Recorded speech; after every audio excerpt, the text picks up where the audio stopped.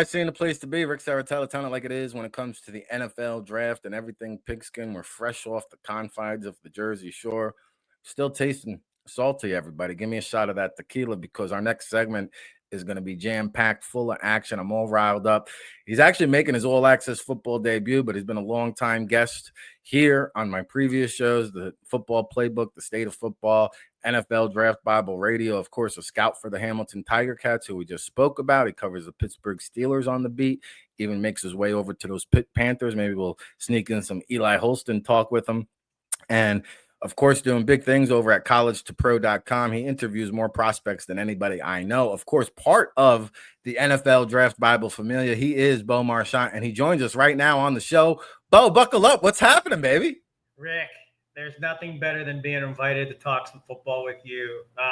Listen, you mentioned all those things, but above it all, we're friends, we're buddies, we're cousins, and I love you. And again, I love seeing your posts of you on the beach with the shirt off. You're picking up my vibes. I thought we could both go shirtless for this particular show, but we won't. But nonetheless, man, appreciate you. And I'm excited just to spend some time with you. You are the original shirtless runner, and I can vouch, even in the combine snow in Indianapolis, you'll see Bo running around Lucas Oil Stadium shirtless. And the consecutive run day streak. Now I know you hit the 10,000 consecutive day mark. What are we up to these days, Bo? We're over 10 grand, like 10,120, I think, something like that. Honestly, right. When are we going to shotgun a beer from the shoe again? Is that coming up? Yeah, I don't know next time. It's got to be something special. So I don't got anything on the docket that I could imagine, So, but who knows? You never know with me, right, Rick? Yeah, no, that's true. So let's buckle up and hunker down, talk some football. We'll start off on the NFL side of things. We're approaching NFL Week 3. A lot of moving and shaking. What's caught your eye? What surprised you so far early on the NFL docket?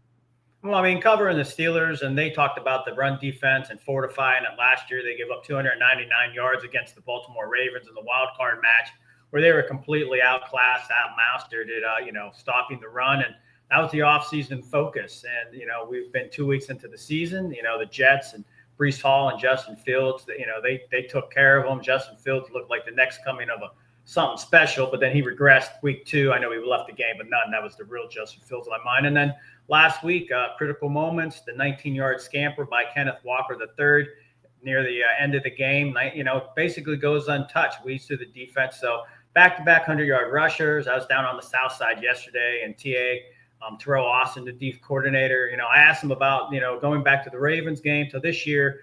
He said last year they were getting pushed off the ball. That was his biggest concern. They were getting blown off the blocks. He goes, that's not happening this year. It's just a matter of those guys being in the right position to take it at right angles. But, Rick, X's and O's, but you just think that, Patrick Queen, I'm not saying it's Patrick Queen, but you would just think that players at this caliber, it wouldn't be so much them being out of position. But Keanu Benton has to get better. Peyton Wilson has, as much as I love him, he's kind of struggled, and so has Benton. And those are two key young pieces. But that Steelers defense, for all the money that they put into it this offseason, you're talking, $150 million worth of some key pieces. And right now they rank, I think, 4th worst in defensive yards allowed, and they have the 6th worst offense. So almost bottom 5 in both total offense and defense. So I think that catches my eye just because I cover the team. Yeah, I've been surprised. The Steelers have been getting gashed a little bit on defense, and we haven't spoken about Aaron Rodgers because he came out like a new man against the Jets. You saw him working that play action beautifully, and then kind of fell off a little bit. Is that the real Aaron Rodgers? I hear the Steelers players love him. They voted him a team captain. What's your thoughts and impressions on Rodgers? If he does, on the outside looking in, or if you're not, I guess, around him, it's easy to kind of get caught up in the negativities. But when you're around him and you see how the players respond to him, and not only that, the depth that he goes to and interacting with the other players. Like when we were in Latrobe during training camp, each day in the morning practice, he would walk over to anybody. It could be, an undrafted guy, a guy that's never going to make the team. It could be TJ Watt. But he always wanted to make friends and acquaintances with new players to get acclimated to him. And he said he would do it in the lunch cafeteria as well. He would just be like, okay, you know what? I'm going to go sit down next to Rick Serritella this morning. And I said, well, how was that, Aaron? I mean, you're Aaron Rodgers, you're a 4-time MVP, future Hall of Famer. What's it like for them? And he, in typical Aaron Rodgers fashion, he goes, I think they say to themselves, what the hell is he doing here? But he's witty, he's always joking, and he's serious. But when you talk to the players, the way that he's able to, Zach Frazier, the center, he says these things in the run game that they're not even aware of in terms of where this defensive guy is going, where the pressure is going to come from, and that's the intelligence of a guy like that. And again, week one we saw it. I mean, we were joking around in the press box week one that the Steelers were losing the game, but this was the first time they looked like they were winning a game because they actually had an offense and it looked pretty. We're accustomed to 9-13, 16-3, ugly football, but they're predictable and they win. But nonetheless, struggles. But Aaron Rodgers, it's still making.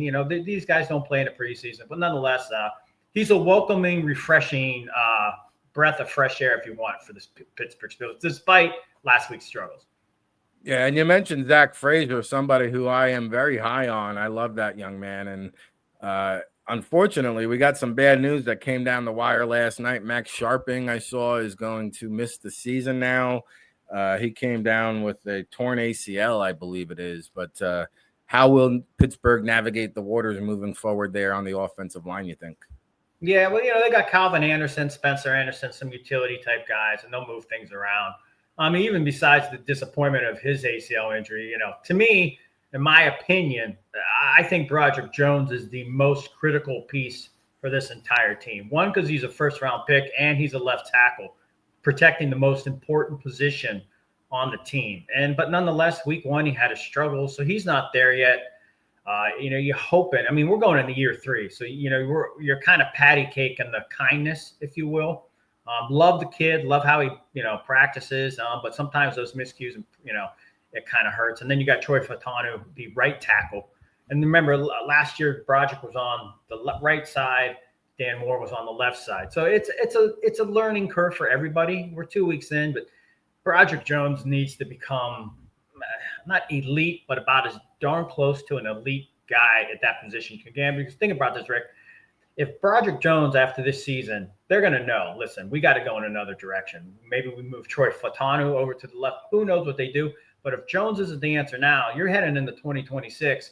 You don't know really who your quarterback is going to be. And then you got to worry about the other most important position on offense, that left tackle. And they'll be missing both, hypothetically, if Aaron plays and if Jones doesn't develop into the guy that they wanted him to be. So, but, they're no different from every other team, as you know that. I mean, O-linemen go down all the time, and it's about having utility guys and finding the next man up. So, they'll find their way.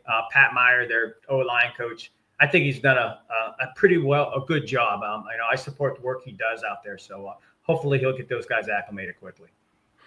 Now, looking ahead, their schedule, they get somewhat of the walking wounded. I mean, Patriots coming up. We'll talk about them. We'll probably talk about them only, but after the Patriots, they get the Vikings, who are down J.J. McCarthy. I think that one is going to be in Dublin, Ireland, I believe. Yeah, that's the Dublin game. And then I think they're in London against the Browns, is it? No, they're back.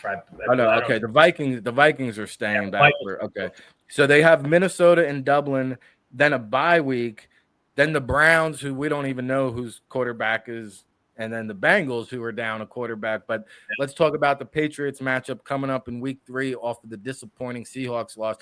Pittsburgh was one of my best bets last week. They really disappointed me.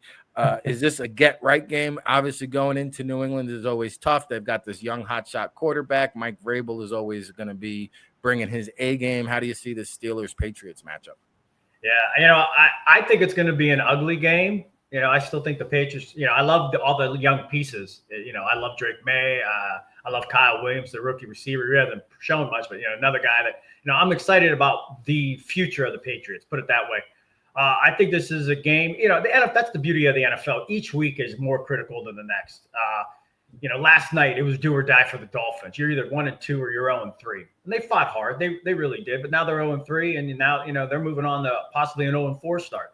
Where do they go? But back to this Patriots game, I expect an ugly game, Rick. I expect a low-scoring game, and I expect it to be a critical turnover at a critical point that maybe changes the sides for win or loss for whatever team. If it's an Aaron Rodgers interception or perhaps a Ramondre Stevenson fumble that the other team recovers and puts them in field goal position or an opportunity to score a touchdown, I think it will be a one-possession game. And, last week there's a couple places I stopped prior to going to the Steelers game, and the fans asked, what do you think is going to happen today? And I say, I don't know. I really don't know because I don't know what to make of the Steelers yet. I don't have the confidence in it that they could go, we talk about those quarterbacks and it's a big topic. You think, wow, if they can get it straight, 4 quarterbacks, Drake May, young guy. Then you talk about the replacements at the backup positions. You would assume that they can get to him, but they haven't proven it yet. They haven't proven it yet. And absent of the special teams fumble in week 1, who knows if they even beat the Jets? The Jets played a hell of a game that day. So again, I think it's just going to be a low-scoring game. I think a critical turnover will be the deciding factor. And I know that doesn't give your listeners a lot or maybe the insight that you want, but that's just how I feel. I think it's going to be that way. And if it makes you feel any better, Rick, I thought the same thing of the Jets game, and lo and behold, it's a 31-34 over, offensive shootout. So yeah. I just don't imagine that happening in week 3. No, I think it's going to be a close matchup. I do think the Steelers eked this one out. And you mentioned Kyle Williams, who was the highest drafted player not invited to the NFL Scouting Combine. And I was surprised by that because he had a very good Senior Bowl. And they also have the rookie tackle there and Will Campbell that they just took in this year's draft, a little bit banged up early on in the season. But you do a lot of scouting for the Hamilton Tiger Cats. Obviously, we have to mention our good friend Teddy Gavai. It's been like a week-long tribute here on the All Access Football Show to Ted, but somebody that you and I both know well, somebody that you've had the chance to work with now, both in Hamilton and Winnipeg. Just shed a few insight and thoughts on Teddy. Well, Team Ted have to represent because you said we were going to talk about him this afternoon or this morning. Rick, I think like you and me, how we became friends, football is the foundation of the relationship, but then it blossoms into so much more. And I could say the same thing about Ted. As much as I love you, it's kind of one of those things that, football was the woven fabric of how we got, connected, but then you just grow and you build. And I think like that's anything in life where, you meet somebody along the way and, and they become dear to your heart, and you're that same, type of guy. And Ted, everybody loved Ted, easygoing guy, loved football. And, the part that really breaks my heart the most was, he's worked his what off his entire life, building his way up like most scouts and coaches do, the bottom of the barrel. I was up in Hamilton last week and I met a guy named Gory. I guess he was the first guy that ever gave Ted a football job. And he said he actually found the first check Ted got. It was like for $500, and I don't even know what he was working on. But he said the key to getting Ted to work like most of us is there was free meals involved. So Ted got the free meal. But then lo and behold, he battles. He brings tremendous success to each organization he goes to. He helps turn Winnipeg around, brings them Grey Cups. They were just a down-and-out franchise. And then, he gets to Hamilton, close to home. It's basically where he grew up. And this is his dream job, and he's not even a few months into this, what you would consider the pinnacle of, your football success, the thing you wanted to achieve. And obviously the bad news that, he was pretty bad, terminally, almost, bad with cancer. And then he passed last week.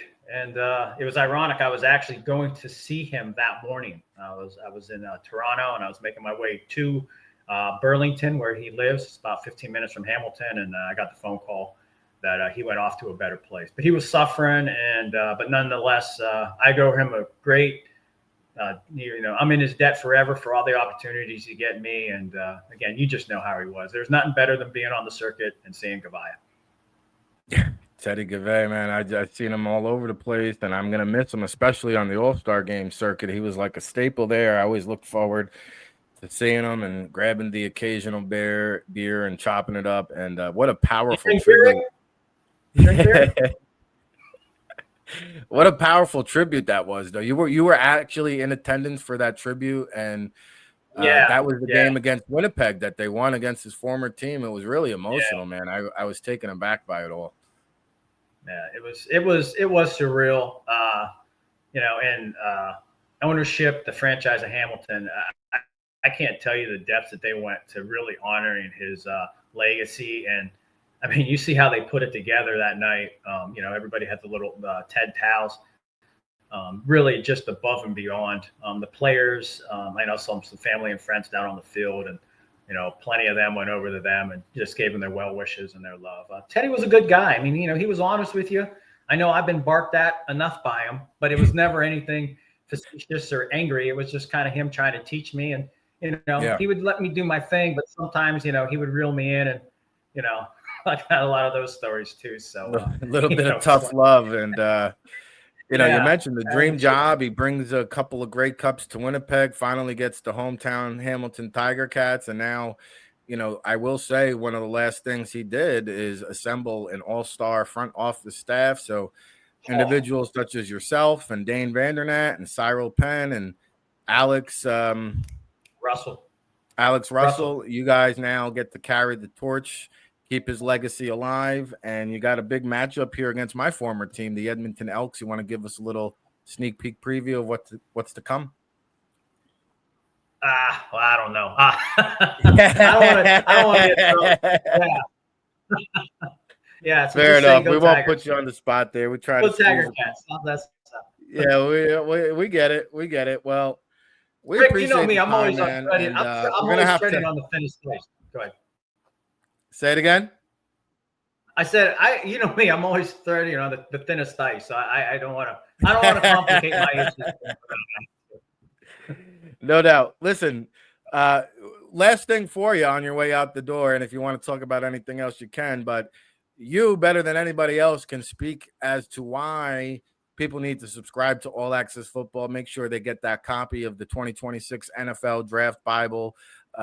It's kind of what partially brought us together. But tell the listening audience at home why the Draft Bible is where it's at, baby.